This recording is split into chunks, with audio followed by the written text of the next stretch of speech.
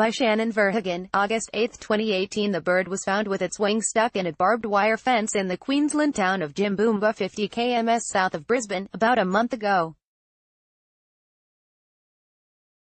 After a neighbour reported the sighting, senior wildlife carer and president of Reptile Rehabilitation Queensland Annette Bird came to its aid.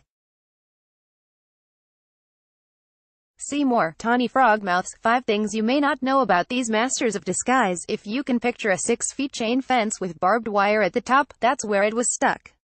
Annette explains. It must have flown into the fence at night, as they are nocturnal. I could see it was in a lot of trouble, and initially I thought it would have to be euthanized. Animals that get stuck in fences tend to struggle and make things worse for themselves, wrapping the wire tighter and tangling themselves further.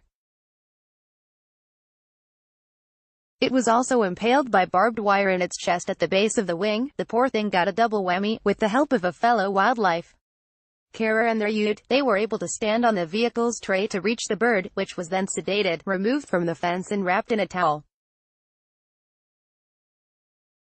Image credit, Annette Bird. A second tawny in trouble. Not even 2 minutes down the road I get a second call about a tawny frogmouth in the area.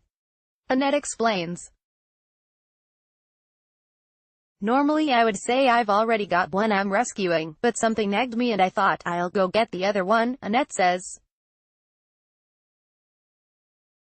And that was the best decision I could have made. The second tawny had been hit by a car at about 100 km per hour, leaving it with severe head and wing injuries, and unfortunately had to be euthanized. However, Brisbane Bird and Exotics Veterinary Services avian resident veterinarian Dr. Hamish Barron was able to salvage the feathers from the perished tawny frogmouth, and undertook a procedure which saved the first tawny, affectionately named Coro, months of rehabilitation. Imping is effectively feather transplanting, Hamish explains.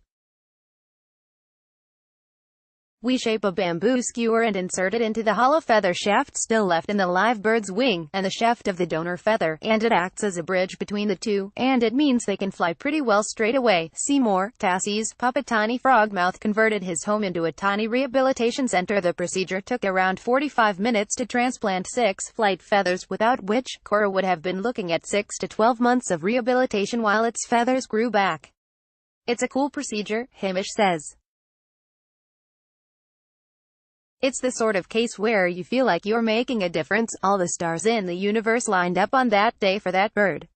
Annette says. You cannot put into words how it feels watching a bird go through such trauma and see it fly away 6 days later. Image credit, Kelsey Head. Positive awareness for Aussie animals. The rescue was a combined effort from 5 major entities: RSPCA, Wildcare Australia, Brisbane Birds and Exotics Veterinary Service, Reptile Rehabilitation Queensland, and birds injured, rehabilitated and orphaned. Since images were uploaded to social media this week, the story of Coro and the feather transplant has gone viral. See more. Deadly Stare, Australia's iconic tawny frogmouth. Hamish, who works between Brisbane Birds and Exotics Veterinary Service, the University of Queensland, and University of Sydney, says it's a great opportunity to pass on knowledge and teach students how to successfully care for injured wildlife.